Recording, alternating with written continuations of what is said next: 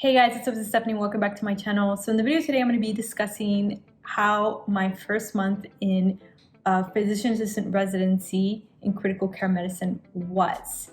So yes, I just completed my first month in my critical care medicine residency. So I'll be discussing that in this video today. So stay tuned. Just if you're not familiar with me and it's the first time you're watching my videos, my name is Stephanie. I'm a newly grad physician assistant. I just graduated in December 2020 and I applied to a critical care medicine residency for advanced practice providers, for which I am attending. It's a one-year residency that you do. You work alongside residents, fellows, and you have the same schedule as them. So I work 6 days a week. I work about 11 hours every day, so I work about more than 60 hours per week, and I have 1 day off. And so throughout the entire year, I'm going to be rotating through numerous critical care medicine units or ICUs, from, for example, surgical trauma, neuro ICU, surgical ICU, cardiothoracic ICU, etc. So I'll be rotating for a month in each one until I graduate, and then depending on which one I like is the one where I can apply for a job. So I am currently doing that residency and I just completed my first month. So I kind of wanted to discuss that, just how it was, how the experience was for those of you who are wanting to pursue a PAA residency in, for example, emergency medicine, critical care medicine. Hopefully this video is helpful for you. So if you are just wondering why I decided to do a critical care medicine residency, I'm going to put the link below. I actually discussed that in another video, but this video solely, just so it won't be that long, is just discussing my first month in my PA residency. So in regards to how my first month has gone, I completed my first month residency in surgical trauma ICU. So I did a 1 month rotation that I just finished in surgical trauma ICU. So a lot of the patients that we got were a lot of patients that had a lot of polytrauma. So for example, they have a lot of fractures, motor vehicle accidents. We get a lot of motorcycle crashes that just have fractures everywhere, extremities, their face, the ribs. We saw a lot of ribs, fractures. I see a lot of patients with gunshot wounds, self-inflicted or not self-inflicted, to the abdominal area, to the face, to the head. Also, we see, in regards to that, also just complications from patients from surgery. So for example, it was a patient that was in surgery and they just had a complication where they required oxygen or they were hypotensive, then they get transferred to our unit. So that's kind of the patients that we see and the patients that I see. I do have to say that it's been a very huge learning curve, definitely from day one until now, and I still feel like I'm learning so much. I have to say that definitely that first day I was clueless. They kind of just threw me in, which is good, which is what I like, and I think that's the best way that you learn.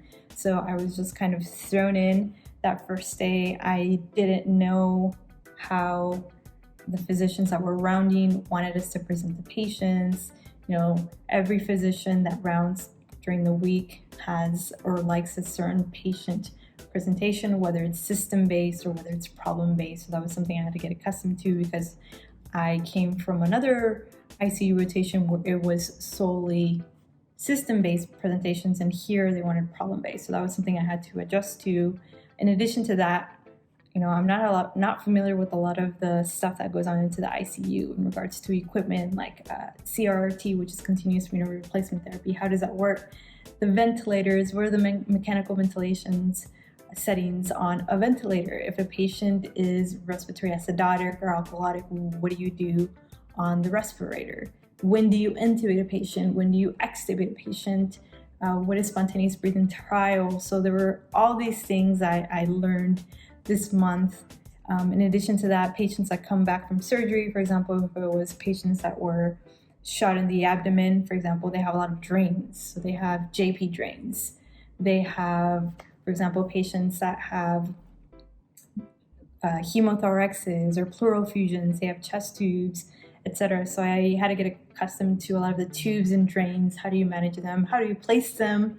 We use a lot of ultrasound in the ICU to place, for example, arterial lines. When do you place an arterial line for a patient?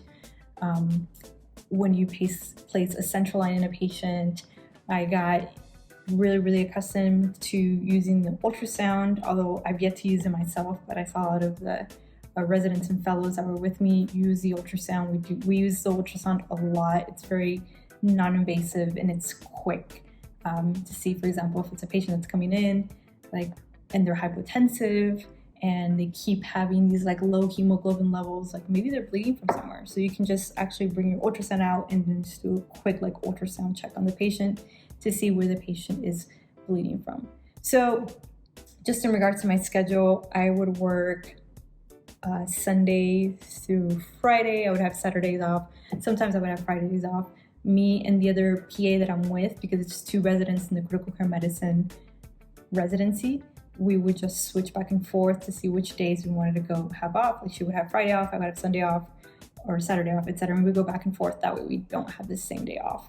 And then during this residency, I also rotated with other residents. So I had PGY2, which is second year surgery residents. I had 2 of them. I had a fellow. So a fellow is basically a doctor that has completed their residency.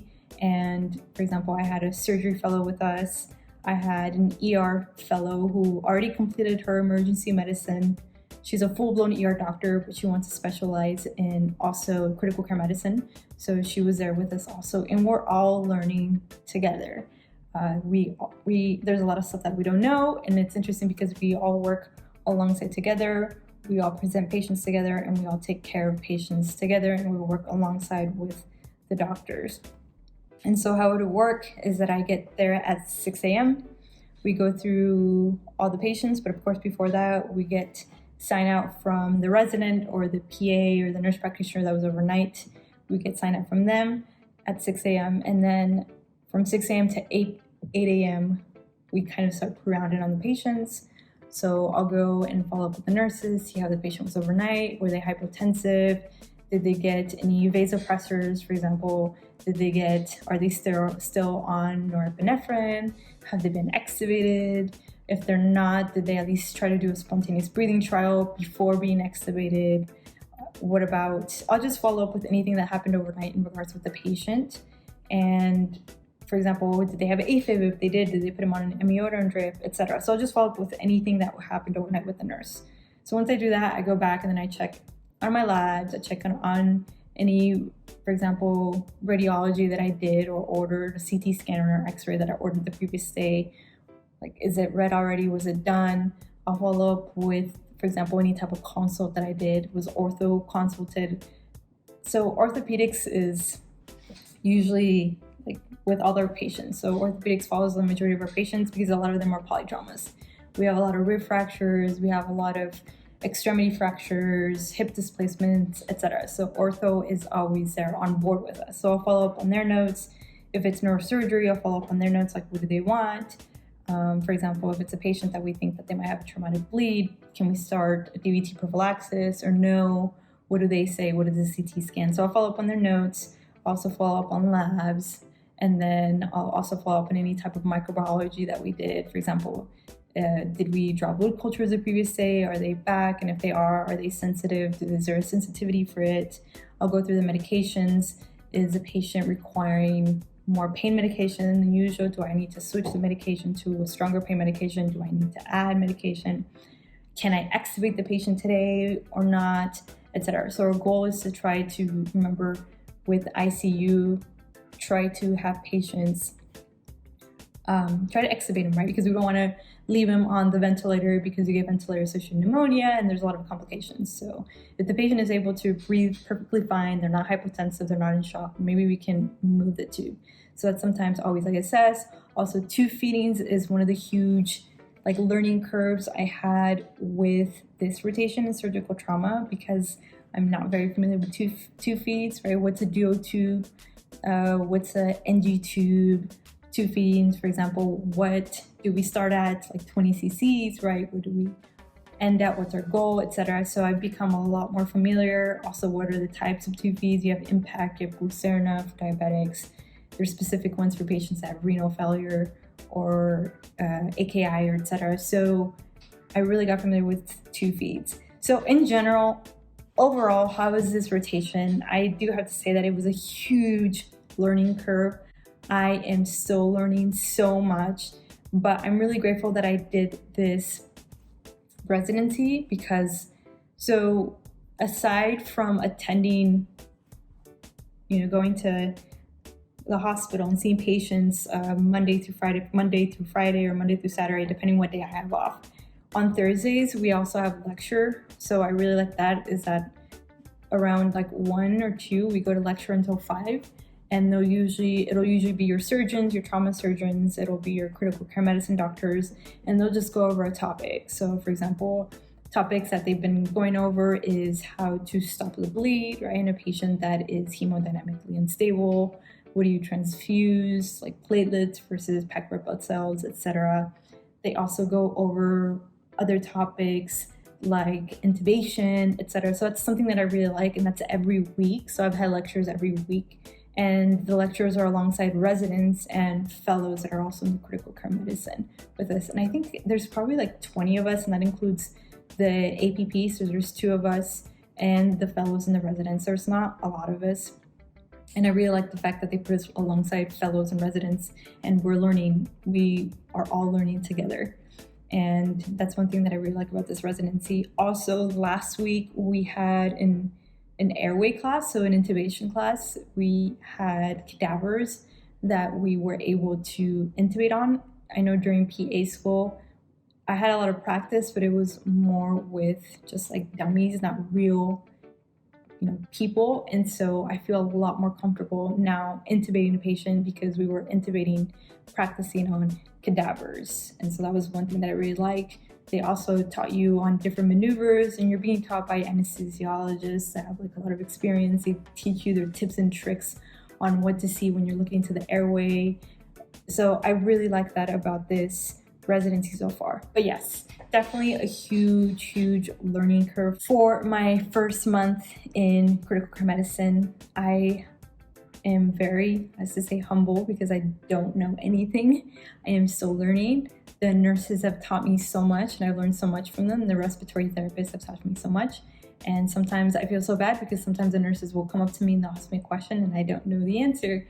And I have to go to my fellow or my resident because I'm very careful that anything that I do, I don't want to harm a patient. I don't want to kill a patient. But I'm still learning. I've learned so much. I still study. I get home and I read books. I have Marino's ICU book that I've been reading. I think it's helped me out so much in understanding a lot of things, like why do you place A lines? Where do you place them? For example, central lines, how to understand ventilators, because that's just something that's so confusing to me, but I'm still learning. But yes, that's how my first month has gone. I have to say though that there's been times like where I do get home and I cry because I just feel so incompetent and I feel so upset with myself because I don't know a lot of things. PA school doesn't really teach you a lot of critical care medicine. So this is all new to me. It's all foreign language, but I like the fact that I'm alongside residents and fellows that they feel exactly the same way as me. So there's been days where sometimes it's just me and a new resident that just graduated from medical school. So we both don't know anything and it's just us taking care of several patients. But thankfully, I have my doctors that are very willing to teach and they're very accessible. So if I have any questions, I just ask them. If I'm unsure about something, I ask them. So they're very accessible. But extremely blessed. I've learned so much and I am done with my first month in surgical trauma ICU. My next rotation is going to be in neurotrauma. And I have to say that I am terrified and I'm so nervous and I'm scared because neurology just in general was one of my weaknesses. And so I've been studying like crazy because I know it's going to be a very difficult rotation, but we will see. Definitely surgical trauma was a difficult rotation. It was about 22 beds that we had. Sometimes we're full the majority of the time, so we would see 22 patients and patients were sick.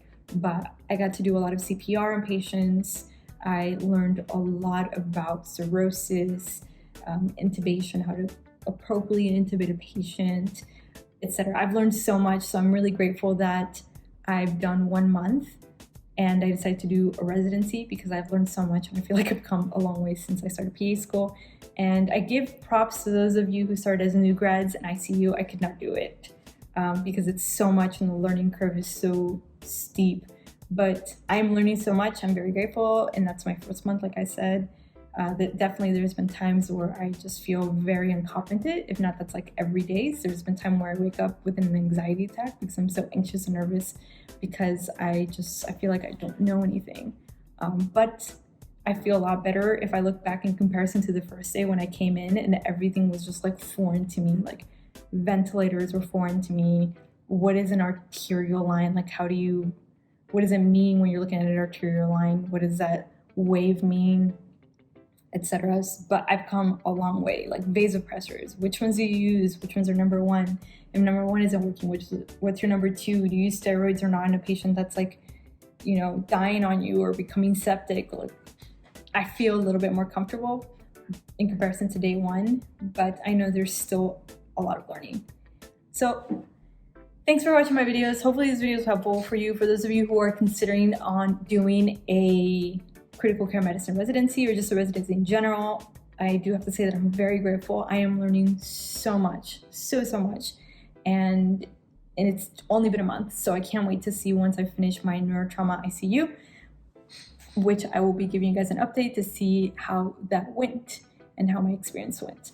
All right, thanks for watching my videos, and I'll talk to you guys later. Bye.